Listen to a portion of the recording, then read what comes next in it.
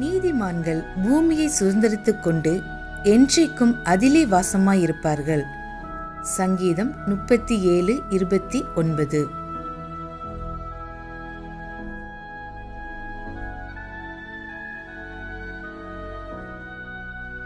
The righteous shall inherit the land and dwell therein forever. Psalms 37:29.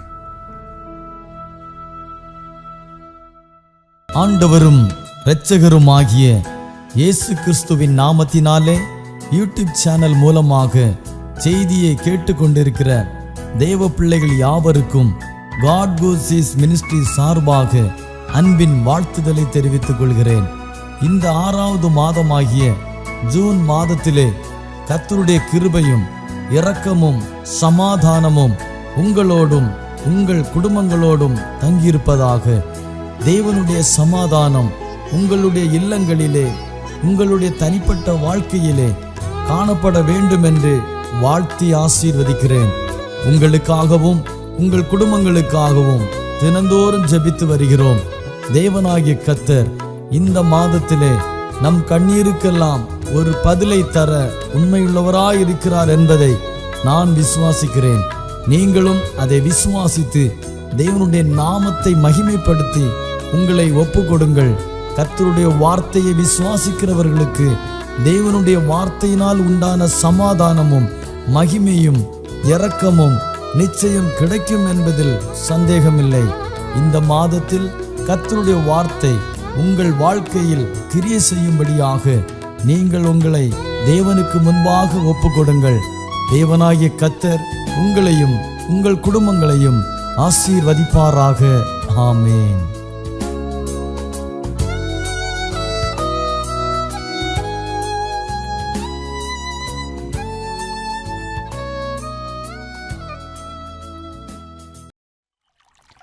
ദൈവത്തിൻ്റെ അതിപരിശുദ്ധമായ നാമം വാഴ്ത്തപ്പെടുമാറാകട്ടെ. God who സീസ് മിനിസ്ട്രീസിൻ്റെ ഡയറക്ടറായി പ്രവർത്തിക്കുന്ന ഡോക്ടർ തോമസ് സാർ തന്നോടുകൂടെ ഈ സുവിശേഷ പ്രവർത്തനത്തിൽ പങ്കാളികളാകുന്ന എല്ലാ പ്രിയപ്പെട്ടവർക്കും, പ്രത്യേകിച്ച് മാറ്റമില്ലാത്ത ദൈവത്തിൻ്റെ ജീവനുള്ള വചനം കേൾക്കുന്ന എല്ലാ ശ്രോതാക്കൾക്കും വീണ്ടും വരുന്നവനായ യേശുക്രിസ്തുവിൻ്റെ നാമത്തിലുള്ള സ്നേഹത്തെയും വന്ദനത്തെയും അറിയിക്കുന്നു. ഇന്നത്തെ ദൈവവചന ചിന്തയ്ക്ക് വേണ്ടി അപ്പോസ്തലന്മാരുടെ പ്രവൃത്തിയുടെ പുസ്തകം 4-ാം അധ്യായം 24-ാം വാക്യം, അത് കേട്ടിട്ട് അവർ ഒരുമനപ്പെട്ട് ദൈവത്തോട് നിലവിളിച്ച് പറഞ്ഞത്. അപ്പോസ്തലന്മാരുടെ പ്രവൃത്തികളുടെ പുസ്തകം 3-4 അധ്യായം വളരെ ദൈവികമായിരിക്കുന്ന ഒരു പ്രവൃത്തി നടന്ന 2 അധ്യായങ്ങളാണ്. 3-ാം അധ്യായത്തിൻ്റെ അനന്തരഫലമാണ് 4-ാം അധ്യായത്തിൽ നമുക്ക് കാണുവാൻ കഴിയുന്നത്. 3-ാം അധ്യായത്തിൽ സുന്ദരമെന്ന ദേവാലയ ഗോപുരത്തിങ്കൽ ഭിക്ഷ യാചിച്ചു കൊണ്ടിരുന്ന മുടന്തനായ ഒരു മനുഷ്യനെ പത്രോസും യോഹന്നാനും ദേവാലയത്തിലേക്ക് പ്രാർത്ഥിക്കുവാൻ കടന്നു പോകുമ്പോൾ അവരെ കണ്ട് വല്ലതും കിട്ടും എന്ന് കരുതി ആ ഭിക്ഷക്കാരൻ അവരെ നോക്കുമ്പോൾ പത്രോസ് അവരോട് പറയുന്നത്, വെള്ളിയും പൊന്നും ഞങ്ങൾക്കില്ല, എന്നാൽ ഞങ്ങൾക്കുള്ളത് നിനക്ക് തരാം എന്ന് പറഞ്ഞ് പത്രോസും യോഹന്നാനും നസറേനാകുന്ന യേശുവിൻ്റെ നാമത്തിൽ എഴുന്നേറ്റ് നടക്കുവാൻ അവനോട് കൽപ്പിക്കുകയും തൽക്ഷണം അവൻ്റെ മുടന്ത് മാറി അവൻ എഴുന്നേറ്റ് നടക്കുന്നത് അവിടെ കാണുവാൻ കഴിയും. ഇതിൻ്റെ അനന്തരഫലമാണ് തുടർന്ന് നാം ഈ അധ്യായങ്ങളിൽ കാണുവാനിടയായിത്തീരുന്നത്. യഹൂദ മതത്തിൻ്റെ മേലധ്യക്ഷന്മാരും പ്രമാണിമാരും ഒക്കെ തങ്ങൾ ചില ആഴ്ചകൾക്ക് അഥവാ ചില മാസങ്ങൾക്ക് മുമ്പ് ലോകത്തിൽ വെച്ച് അന്ന് നടപ്പായിരുന്നതിൽ ഏറ്റവും നികൃഷ്ടവും നീചവുമായ വധശിക്ഷയായ ക്രൂശ് മരണത്തിൽ കൂടെ സ്വന്തമായി ദൈവമെന്ന് പേരെടുത്ത് എന്ന് പറയപ്പെടുന്ന അവരുടെ ദൃഷ്ടിയിൽ തച്ചനായ യേശു എന്ന മനുഷ്യനെ അവർ ക്രൂശിച്ചു കൊന്നുകളഞ്ഞു. ആ ക്രൂശിച്ച് കൊന്നവൻ്റെ ശിഷ്യന്മാർ തങ്ങൾ ആരെ നികൃഷ്ടവും നീചമായി കൊലപ്പെടുത്തിയോ അവൻ്റെ നാമത്തിൽ, ആ നസ്രയനാകുന്ന യേശുവിൻ്റെ നാമത്തിൽ മുടന്തൻ ചാടി എഴുന്നേൽക്കുന്നതും ഒരു സാക്ഷിയായി നിൽക്കുന്നതും യഹൂദ മതപ്രമാണിമാർക്കും മഹാപുരോഹിതന്മാർക്കും പുരോഹിത വർഗത്തിനും അത് സഹിക്കുവാൻ കഴിയുന്നതല്ലായിരുന്നു. തങ്ങളുടെ മുഖത്തേറ്റ ഏറ്റവും വലിയ അപമാനമായിരുന്നു അത്. അതുകൊണ്ട് അവർ കൂടിയാലോചിച്ചു, ഇനിയും ഇവരെ ഇങ്ങനെ വിട്ടാൽ കഴിയത്തില്ല എന്നുള്ള തീരുമാനത്തിൽ പത്രോസിനെയും യോഹന്നാനെയും ന്യായാധിപ സംഘത്തിന് മുമ്പാകെ വിളിച്ചു വരുത്തുകയും അവരോട് താക്കീത് ചെയ്യുന്നത് 18-ാം വാക്യത്തിൽ നമുക്ക് കാണുവാനായിട്ട് സാധിക്കുന്നുണ്ട്. 4-ാം അധ്യായം 18-ാം വാക്യത്തിൽ വായിക്കുന്നത്, യേശുവിൻ്റെ നാമത്തിൽ അശേഷം സംസാരിക്കരുത്, ഉപദേശിക്കുകയുമരുത് എന്ന് കൽപ്പിച്ചു. കാരണം അവർക്ക് ഒരിക്കലും അത് അംഗീകരിക്കുവാൻ കഴിയുന്നതല്ലായിരുന്നു. എന്നാൽ പത്രോസ് അവിടെ പറയുന്നുണ്ട്, യോഹന്നാനോട് ചേർന്ന് പത്രോസ് പറയുകയാണ്, ദൈവത്തെക്കാൾ അധികം നിങ്ങളെ അനുസരിക്കുന്നത് ദൈവത്തിന് മുമ്പാകെ ന്യായമോ എന്ന് വിധിപ്പീൻ.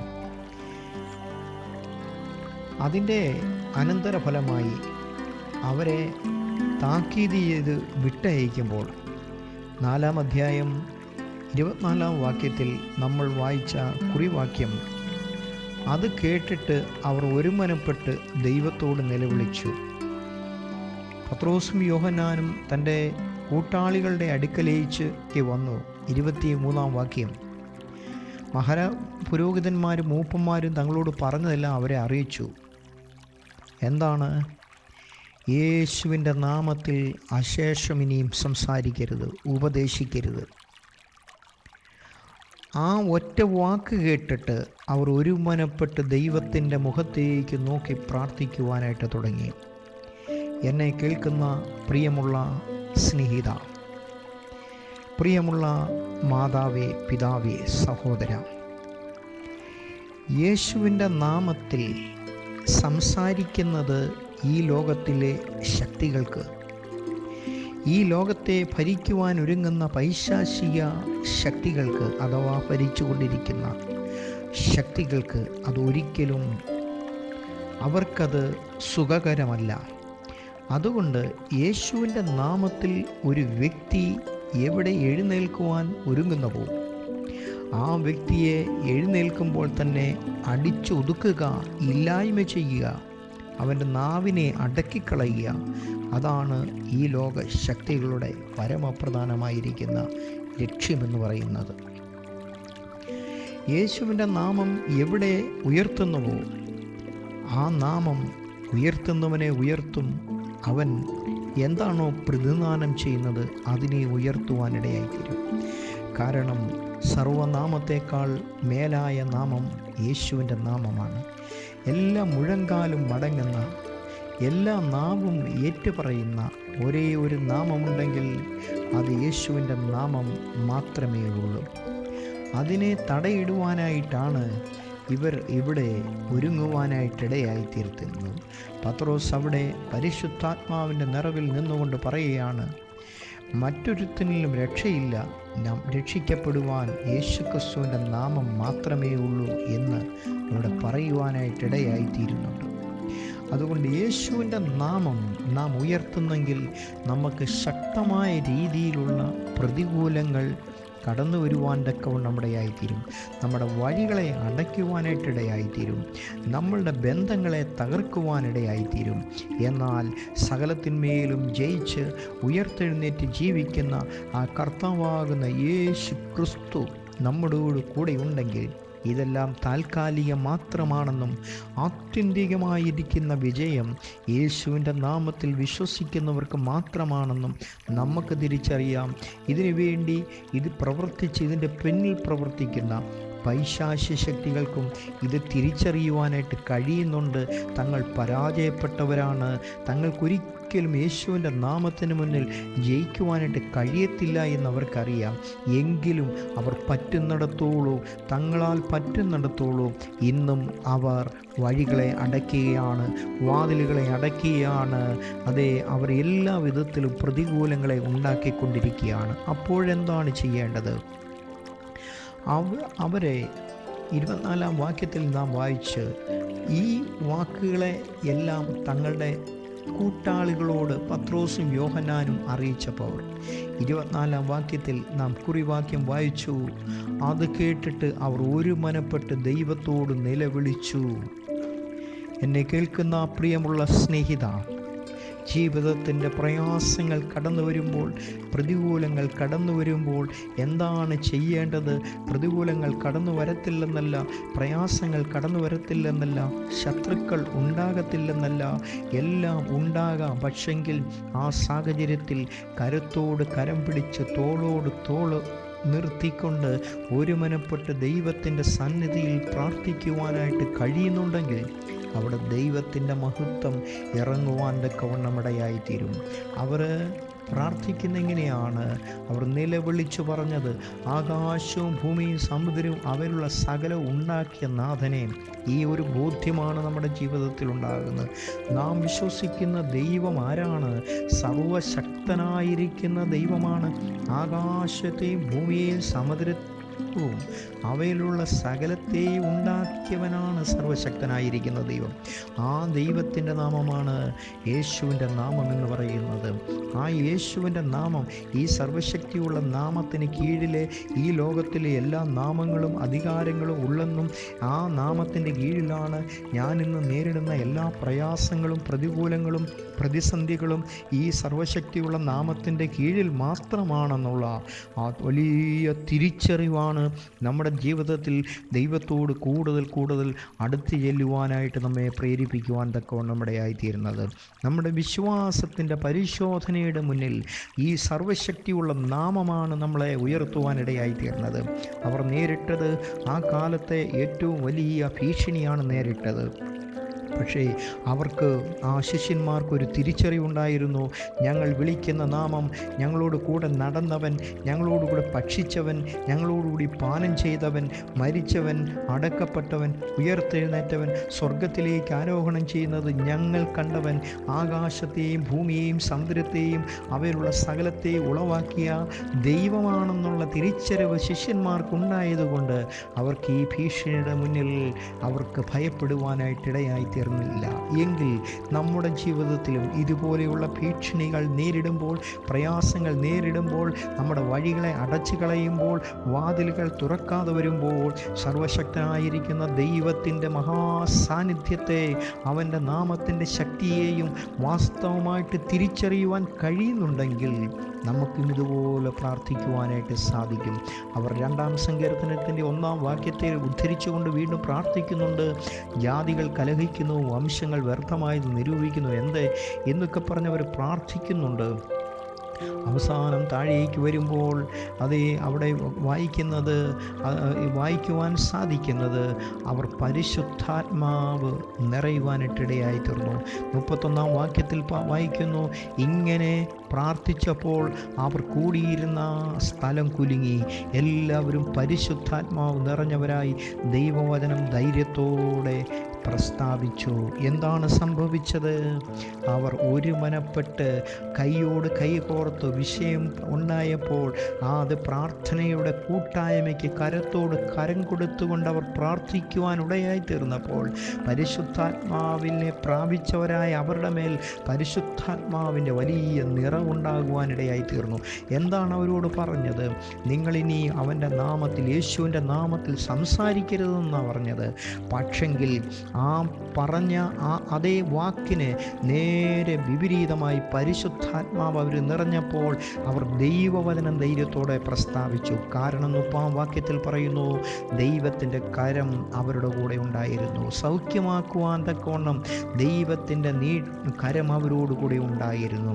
ആകയാൽ ആകയാൽ എന്നെ കേൾക്കുന്ന പ്രിയമുള്ള സ്നേഹിത, യേശുവിൻ്റെ നാമം സർവശക്തിയുള്ള നാമമാണ്. മിണ്ടരുതെന്ന് ആക്രോശിക്കുമ്പോൾ കൈ കൊടുത്തുകൊണ്ട് പ്രാർത്ഥിക്കുവാനായിട്ടിടയായി തീർന്നുവെങ്കിൽ അത് പുറത്തിറങ്ങുവാൻ കഴിയാത്തവണ്ണം പ്രതികൂലങ്ങൾ നമ്മളെ തകർത്ത് തരിപ്പണമാക്കുമെന്ന് പറയുമ്പോൾ കരുത്തോട് കരം കൊടുത്ത് പ്രാർത്ഥിക്കുവാനായിട്ട് സാധിക്കുന്നെങ്കിൽ ദൈവത്തിൻ്റെ ആത്മാവ് നമ്മെ നിറച്ചുകൊണ്ട് പോകേണ്ടുന്ന വഴിയിൽ കൊണ്ടുപോകുവാൻ, പറയേണ്ട വാക്കുകളെ പറയുവാൻ, ചെയ്യേണ്ടത് ചെയ്യുവാൻ തക്കവണ്ണം ദൈവം നമ്മെ അഭിഷേകം ചെയ്യുവാനിടയായിത്തീരും. ആ ദൈവത്തിൽ ആശ്രയിക്കുക. ആകാശവും ഭൂമിയും സമുദ്രവും അവയിലുള്ള സകലവും ഉണ്ടാക്കിയ സർവശക്തനാകുന്ന ദൈവം നമ്മുടെ ദൈവമായിരിക്കുവാൻ ഇടയായി തീർന്നതാണ് നമ്മുടെ ജീവിതത്തിലെ ഏറ്റവും വലിയ ഭാഗ്യം. ആ ദൈവത്തിന് മുമ്പാകെ നമുക്ക് നമ്മെ സമർപ്പിച്ചുകൊണ്ട് പ്രാർത്ഥനയോടെ ആയിരിക്കാം. ദൈവത്തിൻ്റെ കൃപ നമ്മളുടെ മേൽ ഉണ്ടാകട്ടെ, നിറയട്ടെ. പിതാവും പുത്രനും പരിശുദ്ധാത്മാവുമാകുന്ന ആ ത്രിയേക ദൈവത്തിൻ്റെ കൃപയാൽ നിറഞ്ഞ് നമ്മോടുകൂടി അവൻ്റെ സാന്നിധ്യം അനുഭവിക്കുവാൻ കർത്താവ് ഇടയാക്കട്ടെ. ആമേൻ.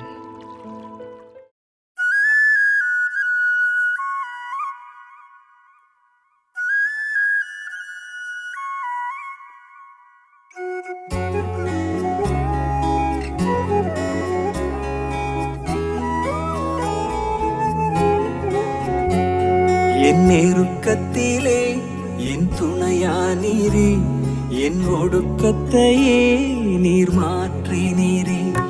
என் நெருக்கத்திலே என் துணையானீரே, என் ஒடுக்கத்தையே நீர் மாற்றினீரே. என் தகப்பனே, என் இயேசுவே, என் தகப்பனே, என் இயேசுவே. வேறு துணையில்ல, நீர் விலகவில்லை, உம் கரமோ கைவிடவே இல்லை. வேறு துணையில்ல, நீர் விலகவில்லை, உம் கரமோ கைவிடவே இல்லை.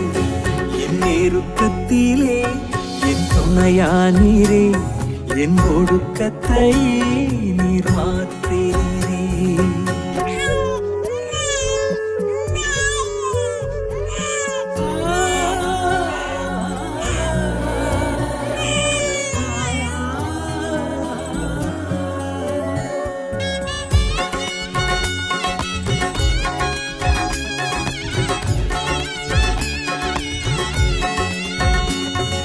கடலளவு சொந்தங்கள் தானே, அதில் வானளவு பிரிவுகள் தானே.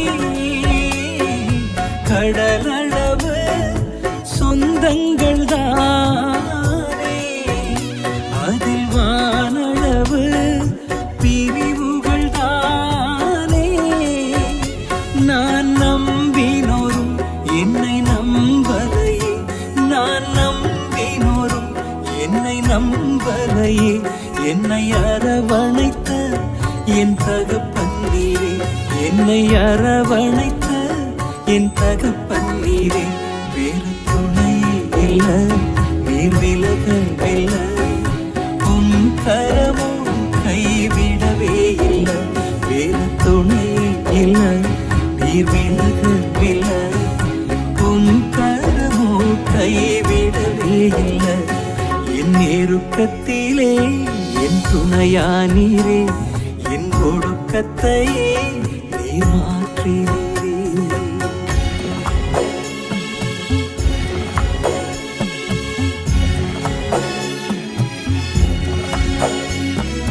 புயலில் சிக்குண்ட சிறுகூடம் நானே,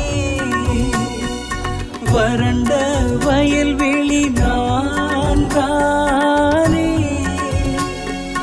புயலில் சிக்குண்ட சிறுகூடம் நானே, வறண்ட வயல்வெளி நான் தானே. என் தேகம் எல்லாம் பலவீனம் தானே, என் தேகம் எல்லாம் பலவீனம் தானே. தூக்கி நிறுத்தினீரே, பலப்படுத்தினீரே, தூக்கி நிறுத்தினீரே, பலப்படுத்தினீரே.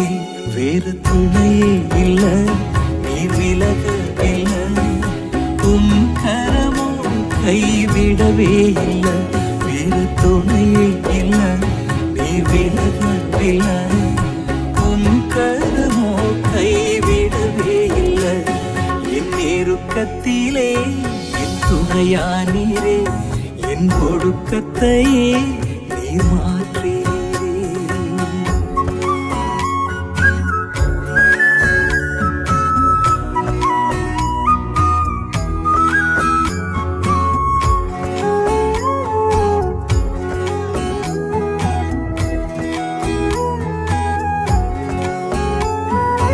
ஒரு குலைந்த பாத்திரம் நானே, மதிலிடிந்த பட்டணம் நானே. ஒரு குலைந்த பாத்திரம் நானே, மதிலிடிந்த பட்டணம் நானே. என் இதயம் முழுதும் பல காயம்தானே. என் இதயம் முழுதும் பல காயம்தானே. ஆற்றி தேற்றினீரே, உருமாற்றினீரே. ஆற்றி தேற்றினீரே, உருமாற்றினீரே. வேறு துணையே இல்லை, நீர் விலகவில்லை. உம் கரமோ கைவிடவே இல்லை. வேறு துணையே இல்லை, நீர் விலகவில்லை. உம் கரமோ கைவிடவே இல்லை. என் நெருக்கத்திலே என் துணையானீரே. என் ஒடுக்கத்தையே நீர் மாற்றினீரே. என் நெருக்கத்திலே என் துணையானீரே. என் ஒடுக்கத்தையே நீர் மாற்றினீரே.